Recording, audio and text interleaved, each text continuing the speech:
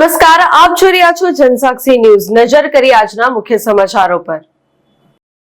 અંકલેશ્વર નજીક નર્મદા કિનારે નર્મદા આવેલ અંબાગીરી આશ્રમમાં વિજય તિવારી અને તેમના મોટા ભાઈ અજય તિવારી સેવક તરીકે રહે છે। થોડા દિવસ પૂર્વે વિજય તિવારી અંદાડા ગામના કાલુ નામનો ઈસમ આશ્રમ નજીક લાકડા કાપવા આવ્યો હતો, જેને તે વખતે અટકાવ્યો હતો, જેની રીસ રાખી કાલુ, સોનુ, ગોલુ અને અન્ય એક ઈસમ ગત તારીખ 7મી જૂનની રાતે આવ્યા હતા અને લાકડા ન કાપવા દેવાની રીસ રાખી વિજય તિવારીને માર મારી ચપ્પુની અણીએ હાથમાં પહેરેલી સોનાની વીંટી કાઢી લીધી હતી। તેમજ આંબાગીરી આશ્રમના માતાજી દ્વારા સાચવવા આપેલ રોકડા રૂપિયા 30,000ની લૂંટ ચલાવી હતી।